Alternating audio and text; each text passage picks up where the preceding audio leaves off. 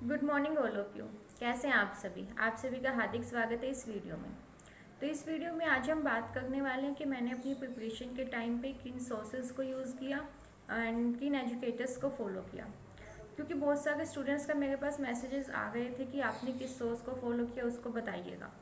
तो मेरे को लगा कि एक वीडियो इस टॉपिक पे भी बनानी चाहिए। तो आइए चलिए बात करते हैं। तो सबसे पहले क्वांट के लिए मैंने फॉलो किया आशीष अरोड़ा सर का। मैंने सिर्फ एक ही एजुकेटर को फॉलो किया, आशीष अरोड़ा सर को। मैंने उनको ब्लाइंडली फॉलो किया, ऐसा नहीं था कि मैंने उनको स्विच किया, बिल्कुल भी ऐसा नहीं था।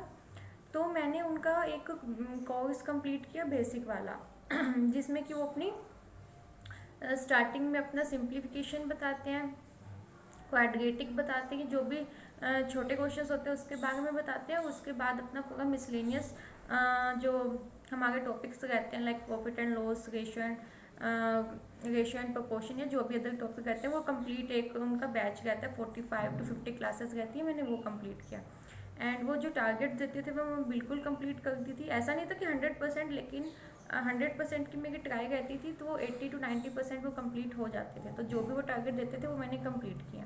एंड एक बार वो कोर्स कंप्लीट हो जाने के बाद मैंने उनका मेंस का कोर्स लगाया एंड जो उनका मॉर्निंग टाइम पे रहता था अनअकैडमी पे 11 बजे। एंड उसके बाद जब भी मेरे को लगता था कि मैं किसी टॉपिक में वीक हो गई हूँ तो मैं अपना सिर्फ उसी टॉपिक की क्लास जाके उस बैच में देखती थी, अदरवाइज मैं मेंस का ही कोर्स देखती थी।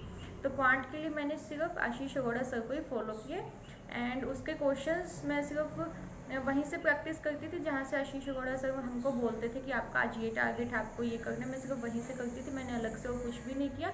हाँ, मॉक के क्वेश्चन तो एक अलग से रहते ही थे, लेकिन उसके अलावा मैंने वो कहीं से भी प्रैक्टिस नहीं किया उस चीज़ की। उसके बाद आती है बात इंग्लिश की। इंग्लिश के लिए मैंने फॉलो किया था तरुण ग्रोवर सर को। उनको उनको फॉलो करने से पहले मेरी इंग्लिश बहुत बेकार थी। मुझे अभी भी याद है मेरे IBPS PO में लास्ट ईयर आई गेस मेरे 3 नंबर आए थे प्री में, सिर्फ 3 नंबर। एंड मेरा इंग्लिश बहुत वीक था। उसके बाद मैंने तरुण ग्रोवर सर को फॉलो किया एंड उनको फॉलो करने के बाद मेरी इंग्लिश में काफ़ी इम्प्रूवमेंट देखने को मिली एंड मैंने IBPS PO प्री में 26 मार्क्स गेन किए। एंड जैसे मेरे को पहले इंग्लिश से फोबिया था कि इंग्लिश मुझसे होगी ही नहीं, लेकिन तरुण ग्रोवर सर से क्लास करने के बाद मेरे को इंग्लिश में मज़ा आने लगा। एक्चुअली उनकी क्लास अटेंड करके भी अच्छा लगता था। तो मैंने उनका ग्रामर का सिर्फ एक बार ही कोर्स कंप्लीट किया। मैंने नोट्स भी बनाए उनके।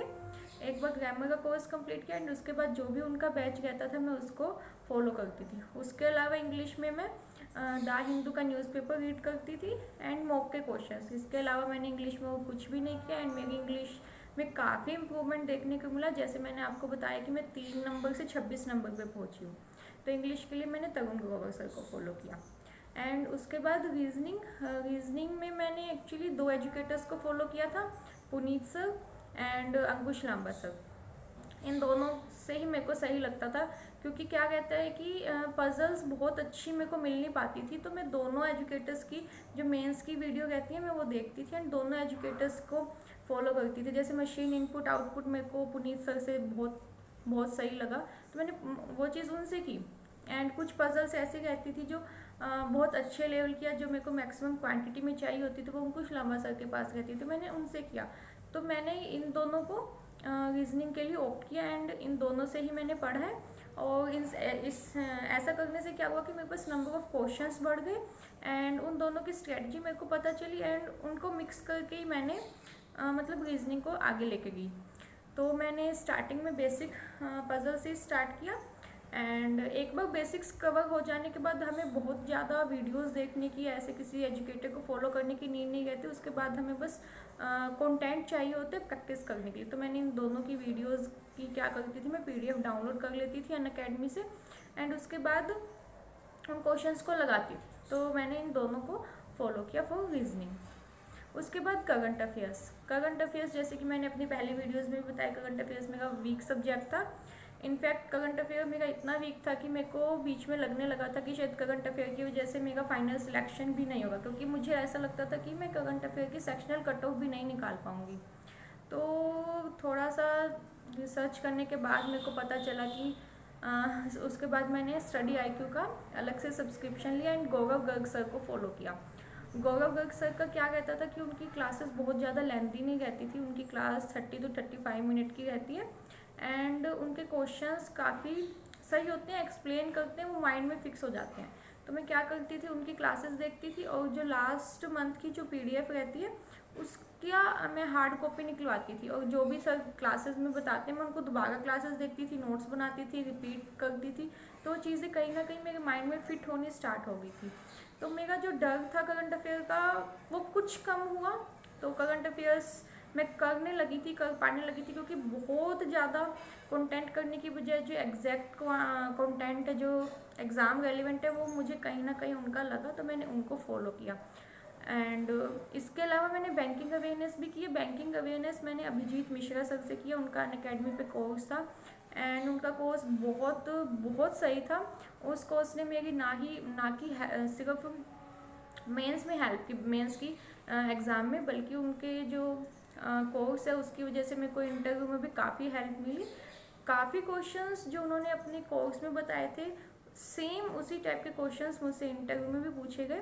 तो बैंकिंग अवेयरनेस का कोर्स जो अभिजीत मिश्रा सर का था वो बहुत फ्रूटफुल रहा मेरे लिए। तो ये थे कुछ एजुकेटर्स या सोर्सेज जिनको मैंने फॉलो किया। And mock test, specially mock test जो मेरा सबसे फेवरेट वन था वो था प्रैक्टिस मॉक। प्रैक्टिस मॉक तो मतलब मेरे को हमेशा टॉप पे रहता था, मैं वो तो था ही मेरे पास हमेशा से। एंड उसके अलावा मेरे पास था एक ओलिव बोर्ड एंड स्मार्ट कीड़ा। तो मेरे पास ये 3 मॉक टेस्ट थे, लेकिन मेरे पास टॉप प्रायोरिटी पे हमेशा प्रैक्टिस मॉक ही रहता था। अदर 2 भी थे। क्या कहते हैं कि हम फ्रिक्वेंटली मॉक्स देते हैं तो हमारे पास कहीं ना कहीं जो मॉक्स हैं वो थोड़े से लिमिटेड रहते हैं।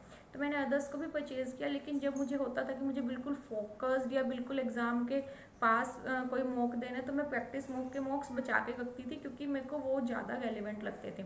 तो प्रैक्टिस मॉक हमेशा प्रायोरिटी पे रहता था, लेकिन मेरे पास ओलिव बोर्ड और स्मार्ट कीड़ा के भी मॉक्स थे। तो मॉक्स के लिए मैंने इनको ऑप्ट किया। तो ये कुछ सोर्सेज थे तो जो मैंने फॉलो किए। मैं ऐसा बिल्कुल भी नहीं बोलूँगी कि जो चॉइस मेरी थी इन चीज़ों को लेके वो आपकी भी होनी चाहिए। हम सबकी अलग अलग नीड्स होती हैं, हम किसी एजुकेटर से नहीं रिलेट कर पाते, किसी से रिलेट कर पाते हैं। तो मैं इन एजुकेटर्स से अच्छे से रिलेट कर पाई, उनकी चीज़ें अच्छे से समझ पाई, तो इसलिए मैंने इनको फॉलो किया। आप भी इनसे पढ़ के देखिए, अगर आपको सही लगता है तो आप इनसे पढ़िए, अदरवाइज़ आपको जिनसे पढ़ना अच्छा लगता है, जिनकी चीज़ें समझ में आती है, आप उनसे पढ़िए। लेकिन चीज़ों को अच्छे से पढ़िएगा, कुछ भी चीज़ ऐसे मतलब अवॉइड मत कीजिएगा कि नहीं ऐसा नहीं है कि थोड़ा इनसे किया थोड़ा उनसे किया। एटलीस्ट एक टीचर को अगर आप फॉलो कर रहे हैं उसको तो डेडिकेटेडली फॉलो कीजिए। अदर को भी फॉलो कर सकते हैं, लेकिन ऐसा ना हो कि थोड़ा इधर थोड़ा उधर, तो उस चक्कर में दोनों ही मिस हो जाएं। तो एटलीस्ट एक टीचर को तो बहुत अच्छे से फॉलो कीजिए। अगर आपको नंबर ऑफ क्वेश्चंस या फिर कुछ ऐसा है कि कंटेंट ज़्यादा चाहिए तो आप अदर एजुकेटर पे जा सकते हैं, लेकिन एक एजुकेटर को तो बिल्कुल अच्छे से फॉलो कीजिएगा ही। एंड मॉक टेस्ट भी, एक मॉक टेस्ट तो आप मतलब देखिए जो आपको सही लगता है उसको ऑप्ट कीजिए। मेरे कुछ हैं जो फ्रेंड्स हैं उनको प्रैक्टिस मॉक से ज़्यादा ओलिव बोर्ड पसंद है, तो ठीक है वो ओलिव बोर्ड को टॉप प्रायोरिटी पे रखते हैं। मेरे को प्रैक्टिस मॉक पसंद था तो मैंने प्रैक्टिस मॉक को रखा। जो आपको सही लगता है वो कीजिए, एंड जो भी अपनी स्टडी पे अच्छे से ध्यान दीजिए, एंड अपने आने वाले एग्ज़ाम्स के लिए स्ट्रेटजी बनाइए, अच्छे से उसको फॉलो कीजिए। And all the best for your exam. कोई भी अगर आपका डाउट है तो बिल्कुल कमेंट बॉक्स में लिखिएगा, मैं उसका रिप्लाई देने का फुल ट्राई करूँगी। And all the best, thank you so much.